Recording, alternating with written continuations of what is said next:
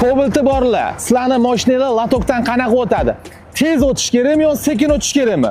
20, 40, 60 tezlikda o'tib ko'ramiz.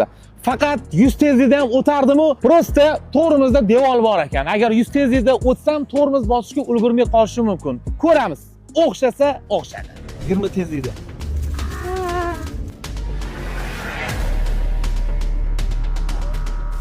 Sezmadim. Hozir ko'pchilik gap yo'q lekin.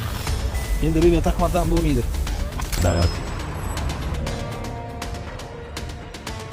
Qancha tez yursa shuncha bilinmayapti. Hozir menda shunaqa fikr keldiki, jamadan tormoz bosmasdan tezroq o'tish kerak ekan. Hozir 60 tezlikdan bosib ko'ramiz. Qancha tez yursak, shuncha yamani umuman his qilmas ekan. Endi hozir 10 tezlikda o'tib ko'ramiz.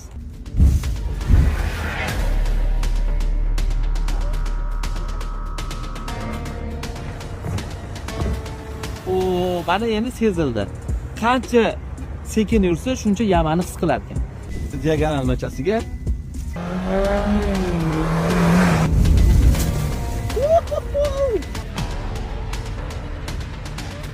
qalay bo'ldi? Zo'r bo'ldimi? Men ko'rmadim. Zo'r, cho'tki o'tdi lekin kameraga ham dahshat tushdi lekin qo'liq o'tib ketdi. Men uchun hozir yamani kattaligi mana shu chiziqqa qaraydigan bo'lsak, mana shu to'xtagan, keyingisi ulangan joyi mana masjid bo'lyapti. Mana shunaqa yamadan o'tyapman. Menimcha shu keyingi safar Sirdaryodan o'tib ko'ramizmi deyman-da, cho'ta kayib bergani yo'q. Gap Kobaltdami yo shinadami? Didar shinasini taqqanmiz, всесезонный shina 100 minggacha garantiya beryapti, 100 ming probeggacha garantiya beryapti ishlab chiqaruvchi, hamda buni narxi ham hamyonbop. Bu shinalarni faqat Asko do'konidan olasizlar. O'zbekiston bo'yicha hamma rayonlarda Asko do'koni bor. Batafsil ma'lumot kerak desanglar, men pastda raqam belgilab ketaman. Aytinglar kommentariyada. Gap Kobaltdami yo shinadami? Xullas, Kobaltchi akalarimiz bor, mana shunaqa bardurdan probka ko'p paytda razorot qilib ketishyapti. Qanaqa qilib mamlakat baland bardurga chiqadidir deb hozirda sinab ko'ramiz.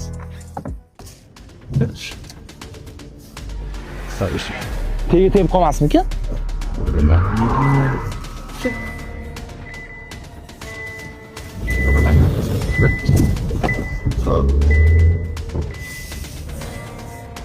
Kobaltchi akalar, qo'limni ko'tardim. Tog'i tepalariga ham chiqib ketasizlar-yu, prosta menda bitta savolda. Gap Kobaltdami yo shinadami?